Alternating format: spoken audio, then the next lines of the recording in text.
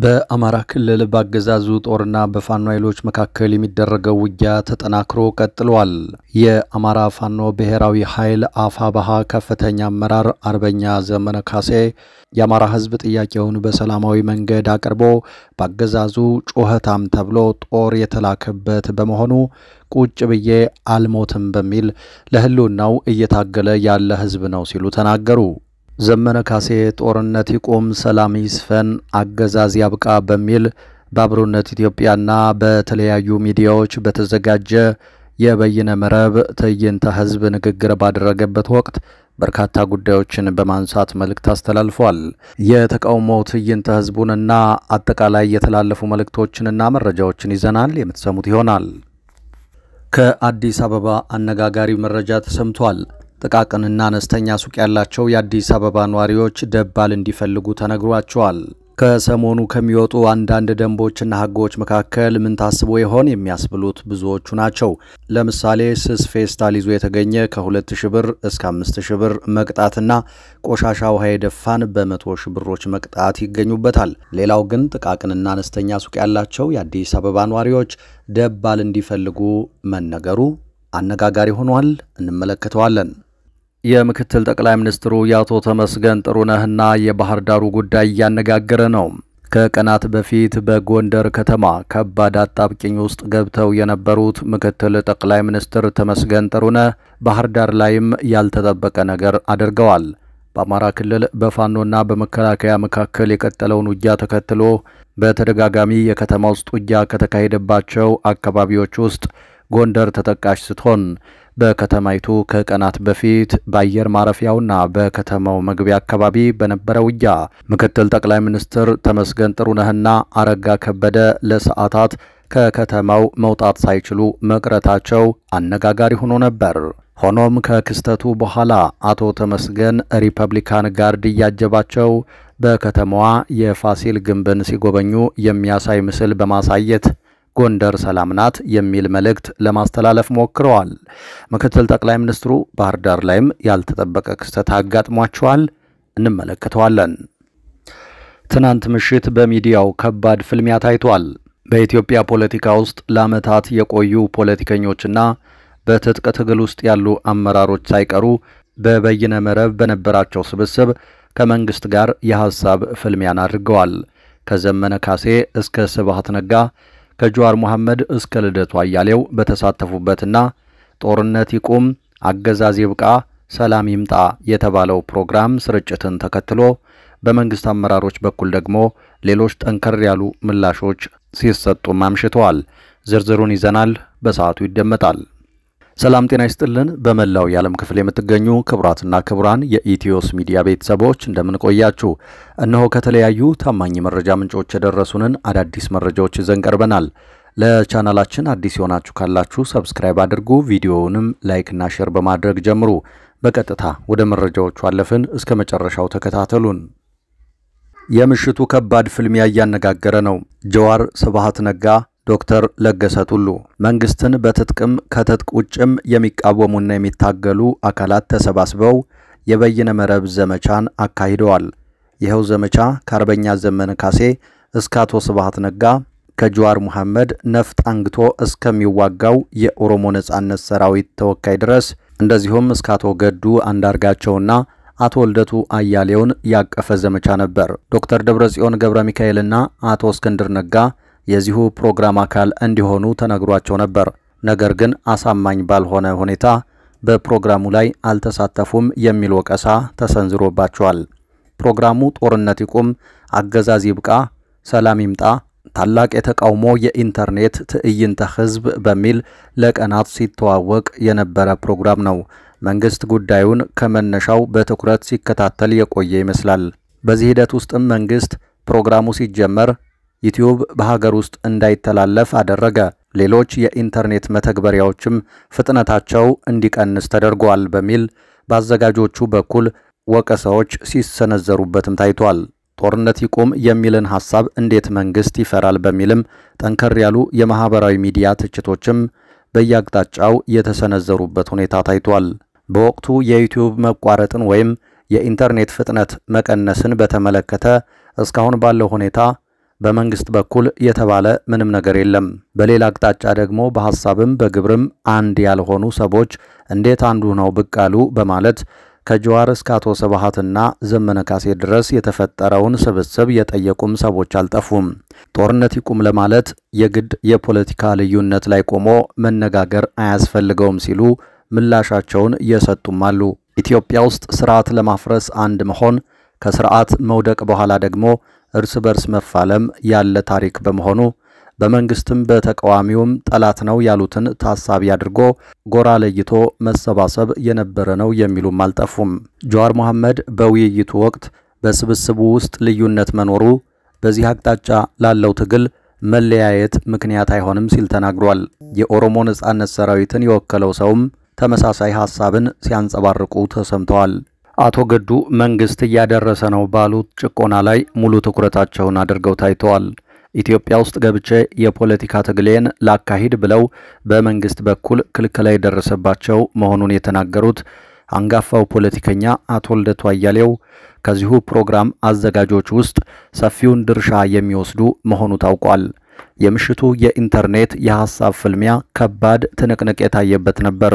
በመንግስት በኩልም ከከፍተኞቹ የመንግስት አመራሮች ጀምሮ ተራ የመንግስት ደጋፊዎች እስከሚባሉት ድረስ በዚሁ የኢንተርኔት ዘመቻ መከላከልና ማጥቃት ውጊያ ውስጥ አምሽተዋል። ይኸው የምሽቱ የሚዲያ ፍልሚያ በሁሉም አቅጣጫ ታይቷል። ጦርነት ይቁም፣ አገዛዝ ያብቃ፣ ሰላም ይምጣ የተካሄደው የበይነ መረብ ዘመቻ እየተካሄደ ባለበት በሌላ አቅጣጫ ደግሞ የመንግስት ከፍተኛ አመራሮች በተለያዩ የማህበራዊ ትስስር ገጾቻቸው ላይ ለዚሁ ዘመቻ ምላሾቻቸውን እየሰጡ ነበር።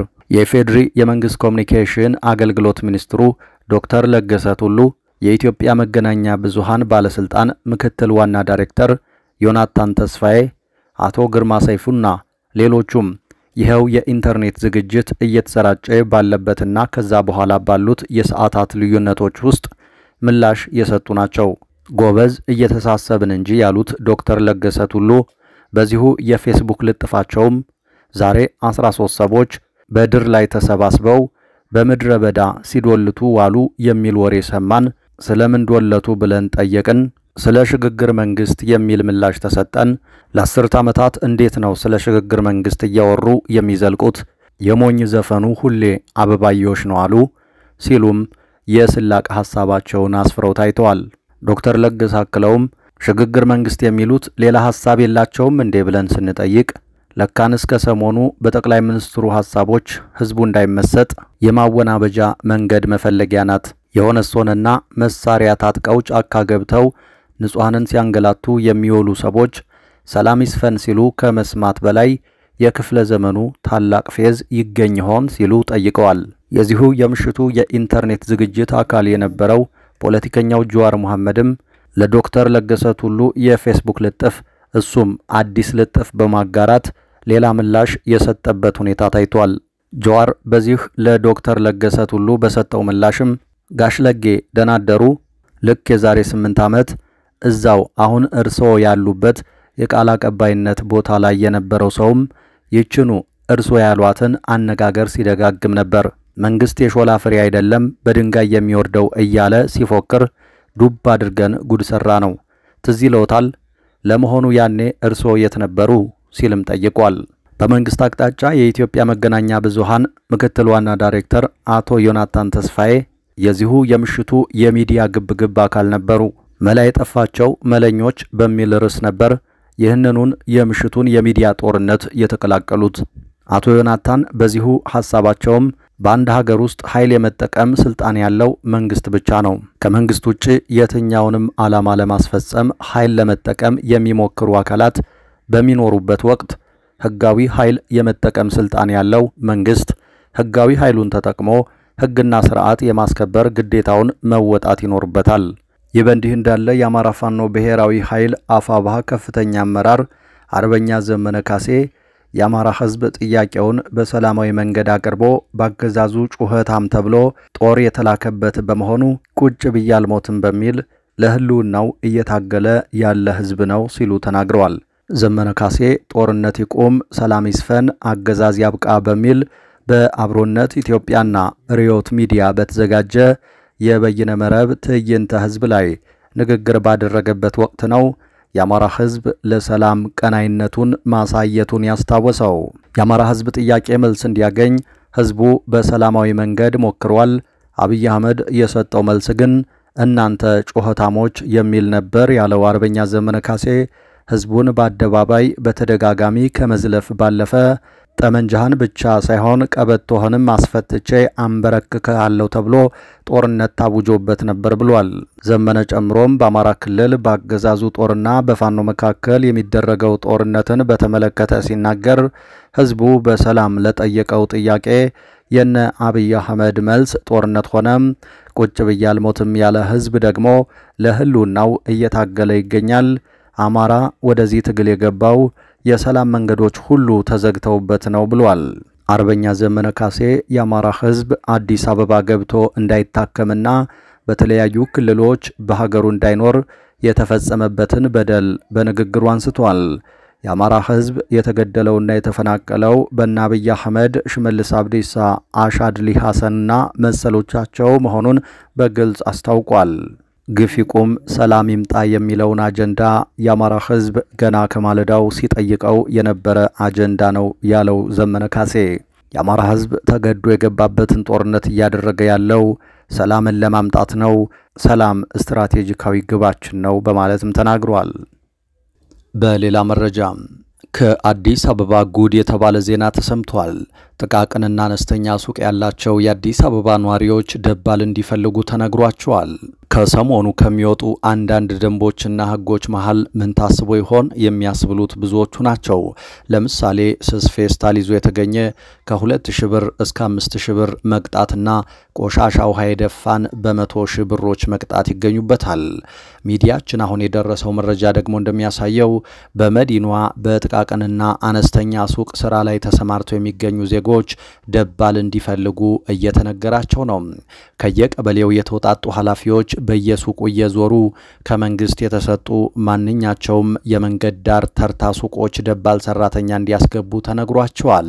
እንደየስራችን አይነት አንዳንድ ሰው ሁለት ሰው ወይም ሶስት ሰው እንድናመጣ ትዕዛዝ ሰጥተውናል ብለው ለሚዲያችን የተናገሩት አንድ አራዳ ክፍለ ከተማ ወረዳ 3 የሚኖሩ ሰው ናቸው።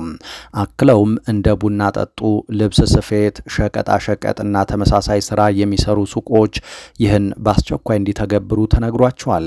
ማንኛውም የሱቅ ባለቤት ሌላ ሱቁን በጋራ የሚጠቀም ሰው እንዲጨምር ተብሏል። ያውም ለነገ ጧት መታወቂያና 2 ፎቶ በመያዝ ቀበሌ አሻራ እንድንሰጥ ተነግሮናል በማለት የሚናገሩት ደግሞ የኮተቤ አካባቢ ባለሱቅ ናቸው። ምን አይነት ነገር እንደሆነ አልገባንም። ለብዙ ዓመታት የሰራን ሰዎች አለን። እንዲህ አይነት ነገር ገጥሞን አያውቅም። የወር ገቢያችን በግማሽ ሊቀንስ ወይም ሲሶና 1/4 ሊሆን ነው ማለት አይደለምን? ምን አይነት ጨዋታ ነው በማለት ጥያቄ አቀርበዋል። ሂደቱን እየመሩ ያሉት ደንብ ማስከበሮች ሳይሆኑ የቀበሌ የቢሮ ሰራተኞች መሆናቸው የታወቀ ሲሆን በየሰፈሩ እየዞሩ አሳስበው እየሄዱ መሆኑ ታውቋል። ደባል አስገቡ ሱቆች በ2 ሰው ወይም በ3 ሰው ስም ሊሆኑ ይገባል በሚለው በዚህ አዲስ አሰራር ዙሪያ እስካሁን ከመንግስት አካል የተሰጠ ማብራሪያ የለም። ምክትል ጠቅላይ ሚኒስትሩ አቶ ተመስገን ጥሩነህና የባህር ዳሩ ክስተት እያነጋገረ ነው። ከቀናት በፊት በጎንደር ከተማ ከባድ አጣብቂኝ ውስጥ ገብተው የነበሩት ምክትል ጠቅላይ ሚኒስትሩ አቶ ተመስገን ጥሩነህ ባህር ዳር ላይ ያልተጠበቀ ነገር አድርገዋል። በአማራ ክልል በፋኖና በመከላከያ መካከል የቀጠለውን ውጊያ ተከትሎ በተደጋጋሚ የከተማ ውስጥ ውጊያ ከተካሄደባቸው አካባቢዎች ውስጥ ጎንደር ትጠቀሳለች። በከተማይቱ ከቀናት በፊት በአየር ማረፊያውና በከተማዋ መግቢያ አካባቢ በነበረ ውጊያ ሳቢያ ምክትል ጠቅላይ ሚኒስትር ተመስገን ጥሩነህና አረጋ ከበደ ለሰዓታት ከከተማዋ መውጣት ሳይችሉ መቅረታቸው አነጋጋሪ ሆኖ ነበር። ሆኖም ከክስተቱ በኋላ አቶ ተመስገን ሪፐብሊካን ጋርድ ያጀባቸው በከተማዋ የፋሲል ግንብን ሲጎበኙ የሚያሳይ ምስል በማሰራጨት ጎንደር ሰላም ናት የሚል መልእክት ለማስተላለፍ ሞክረዋል። ሆኖም ጎንደር ውስጥ አቶ ተመስገንና አረጋ ከበደ ለሰዓታት የነበራቸው ቆይታ በውጥረት የተሞላ እንደነበር በወቅቱ ከስፍራው የወጡ መረጃዎች አመላክተዋል። በመሃል የፋኖ ጥቃት ጋብ ሲል አቶ ተመስገን ወደ ባህር ዳር ያመሩ ሲሆን በዚያ ደግሞ ከክልሉ ባለስልጣናት ጋር በመሆን ባህር ዳር ሰላም ናት የሚል መልእክት ለማስተላለፍ ከከተማይቱ ግዙፍ ስታዲየም አጠገብ ባለችው አነስተኛ ሜዳ ላይ ታጅበው ሲንቀሳቀሱ ታይተዋል። በባህር ዳር ከቀናት በፊት ከበላይ ዘለቀ አየር ማረፊያ አቅራቢያ በአማራ ፋኖ በጎጃም በኩል በተፈጸመ የከባድ መሳሪያ ጥቃት የመከላከያ ራዳር ላይና በሌሎች ኢላማዎች ላይ ጉዳት መድረሱ ተዘግቦ ነበር። ሆኖም ምክትል ጠቅላይ ሚኒስትር ተመስገን ወሬውን ለማስተባበል መሃል ባህር ዳር ላይ በሪፐብሊካን ጋርድ ጀባ ኳስ ሲጫወቱ ማሳይተዋል። ግን ጉዳዩ ፖለቲካዊ መልክ ያለው ጭምር ነበር። መጠነ ሰፊ ጦርነት እየተካሄደበት ባለው የጎጃም ቀጠና በዞንና በክልሉ ዋና ከተማ ባህር ዳር እነ ተመስገን ጥሩነህ ያደረጉት የእግር ኳስ ጨዋታ ትኩረት ለማስቀየር በመንግስት በኩል የተነደፈ ስልት ነው ሲሉ ተተችቷል። ግን እንዲያም ሆኖ እነ ተመስገን ጥሩነህ ቅሬላ ሲያለፉበት ከነበረው ባህር ዳር በቅርብ ርቀት ላይ ጭምር በመከላከያና በፋኖ መካከል ውጊያዎች እየተደረጉ ነው።